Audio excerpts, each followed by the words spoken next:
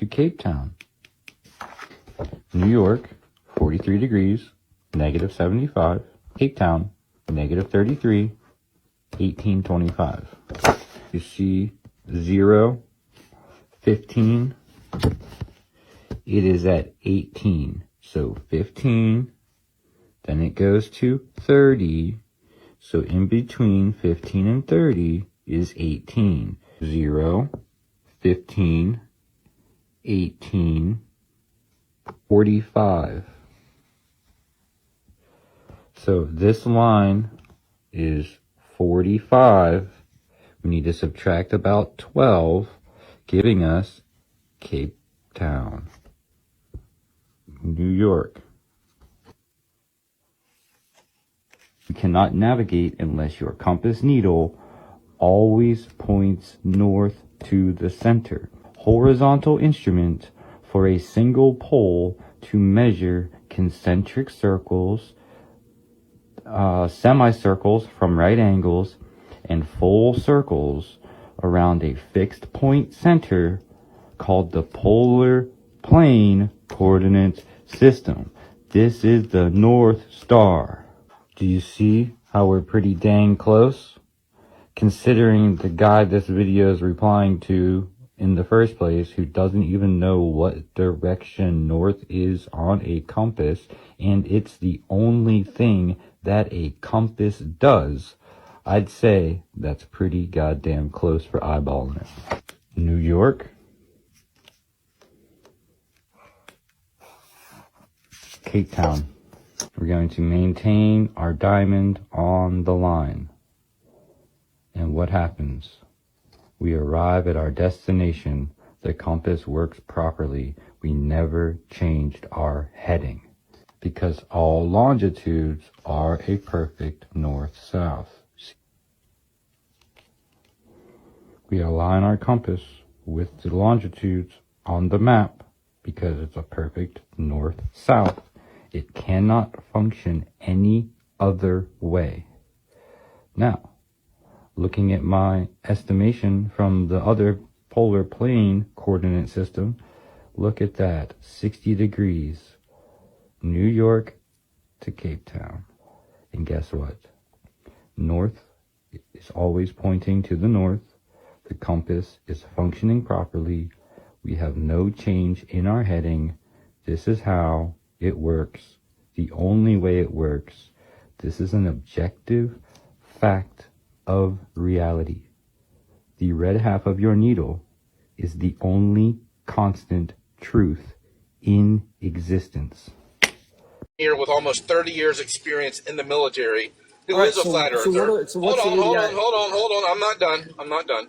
So he is a flat earther. He's in the documentary Flatten the Curve by Vika Draza with a bunch of commercial and military pilots proving the earth is flat with real world applications. I've also had about 100 face-to-face conversations with pilots. About half of them were already flat earthers and they knew the earth was flat. The other ones are like you. They want to have a belief and opinion about how aviation works. But the physics of aviation proves a flat and stationary earth. So one of my last conversations, and it was about the TOD, was it was a professor of aeronautical sciences at Embry-Riddle Aeronautical University. She confirmed that the TOD does calculate a flat and stationary baseline. So you're coming in here with your weak beliefs and opinions based on false assumptions about airplanes, and I'm getting airplane information from people who live it and teach it. So thanks for playing, Iron B. Aviation destroys the globe. Here we are, back on the Abano Monte map, made in 1587. The original was 10 feet squared. What you're seeing right now is the magnetic North Pole, also known as the Rups Nigra, which means black rock. That happens to be the name of the most powerful company in the world, which is also the most powerful point in the world. That's why all compasses point north. As you can see, there's 4 rivers stemming to or from this point, which could be the cause of our tides. But how did Abano Monte get the correct shape and size of our continents when there was no way of viewing from above? Or was there? Is our history a lie? I think so. So Australia wasn't discovered until the late 1700s. But as you can see here, there is a koala in this tree. So obviously we're not being told the full truth. And if you look on the AE map made by Gleason, the continents encompassing our known world are frozen, but here it clearly shows there are lands, massive continents. There's also a lot of mythology here. We've got sea monsters, we've got dragons, cyclopses, giants, minotaurs. Very interesting map. You could spend a lot of time looking on this. So if you go onto the davidrumsey.com website, and you can literally zoom in. I don't know if anybody has translated these inscriptions circling it, but I'd love to know what they say. Apparently they was written by kings of old. So yeah, go check it out. Take a close look at how this astronaut is closing this little hatch in his space shuttle.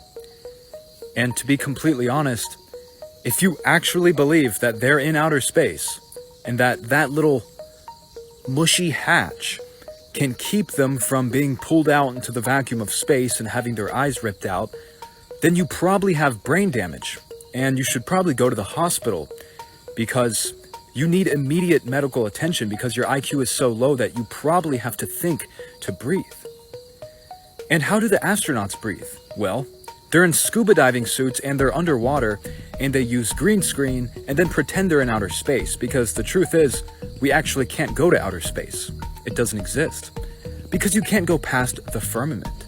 The heavens declare the glory of God, and the firmament showeth his handiwork, which was on Wernher von Braun's grave.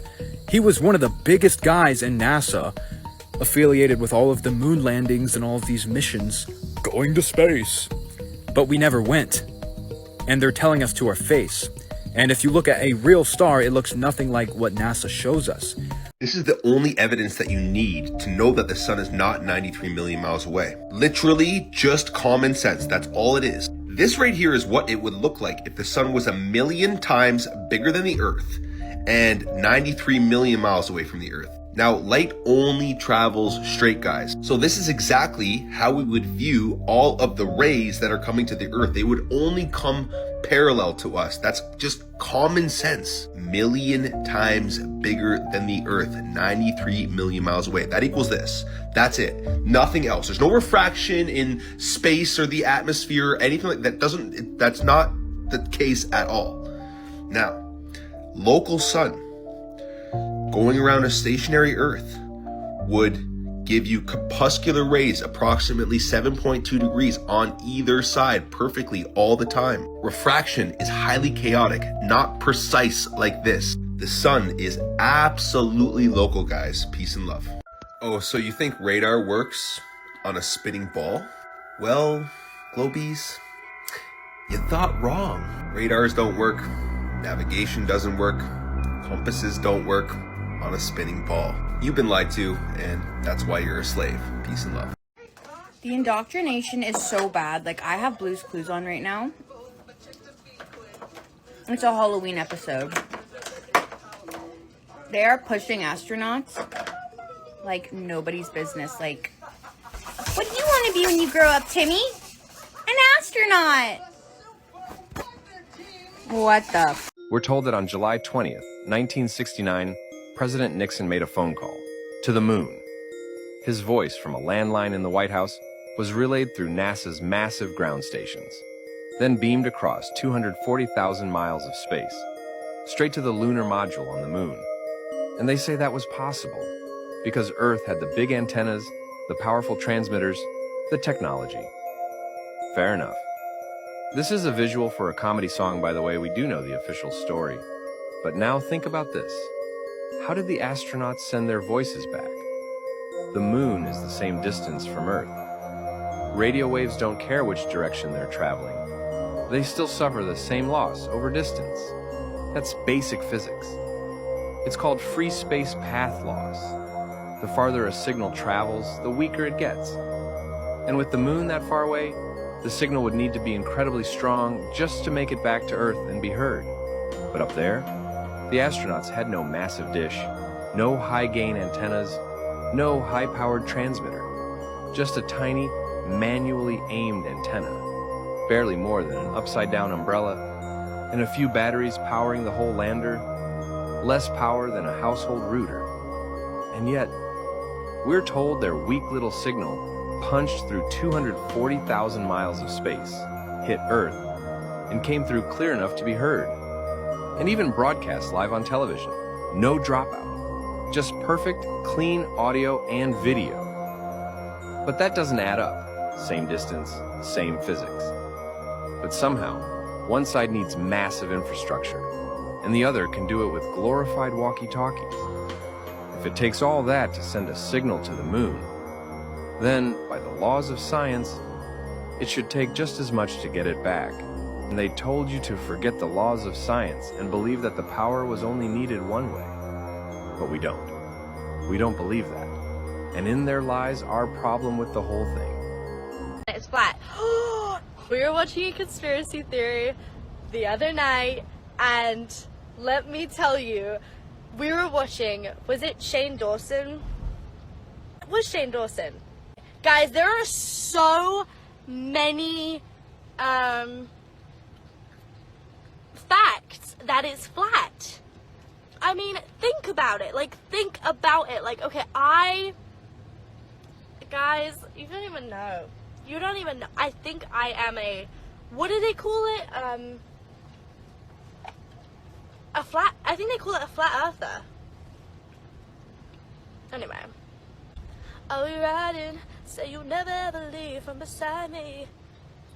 Everybody's saying the earth is not flat. How do you know?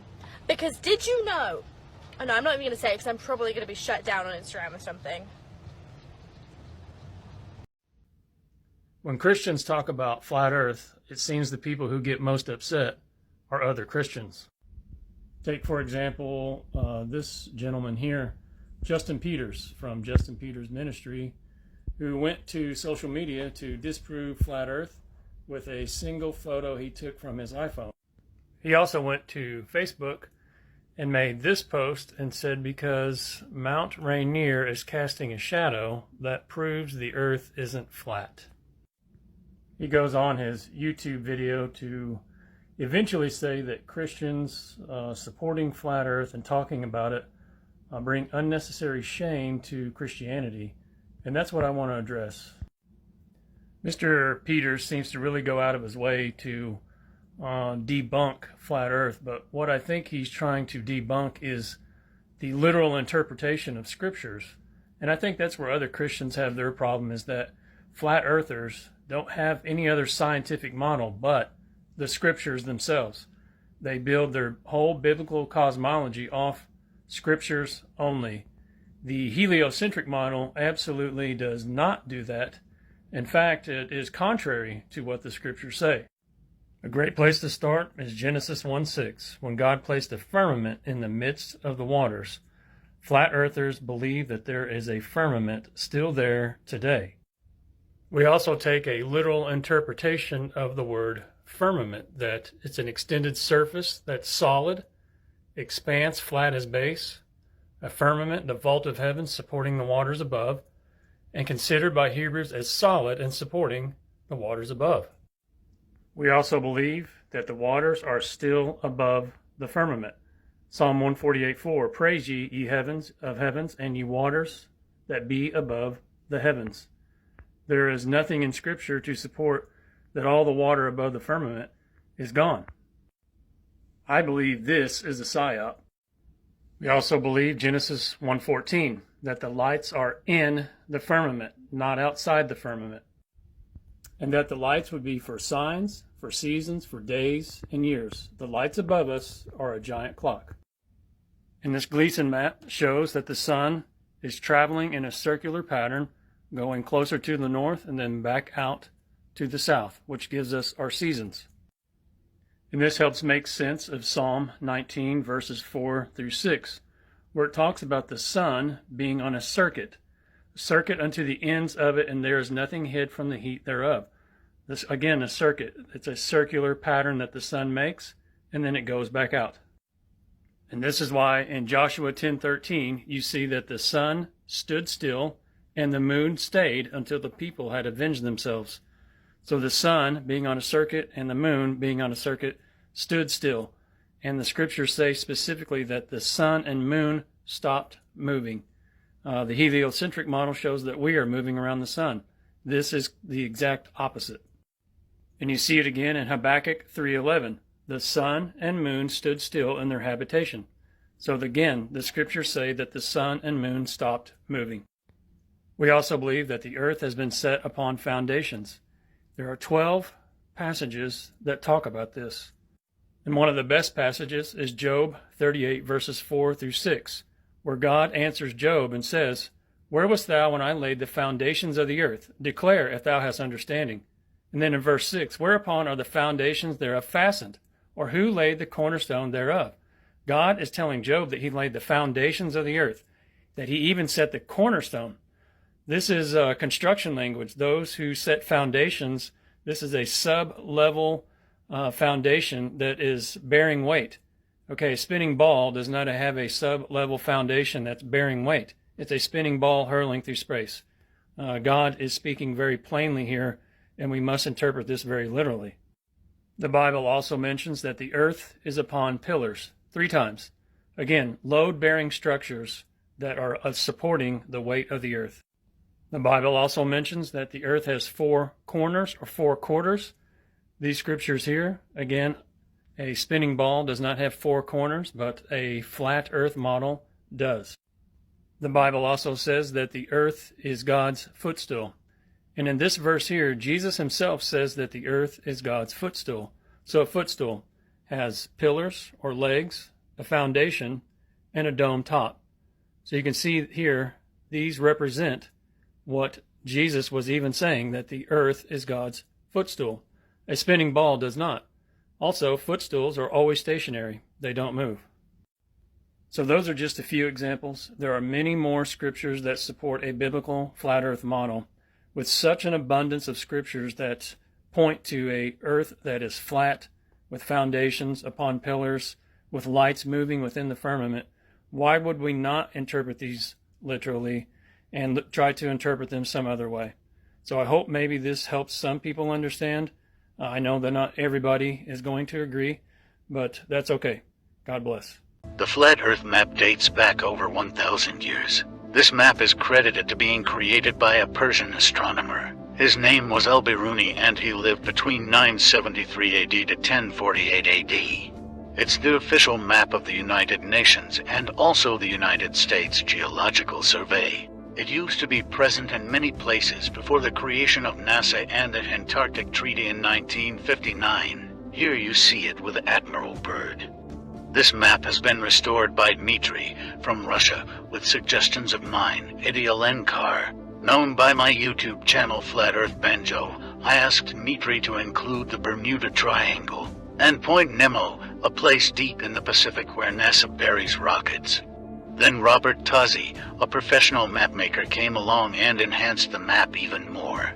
There are many people now selling this map online, but if you could order it from my online store, I would greatly appreciate it. Visit my online store now and order one of the items. I humbly thank you.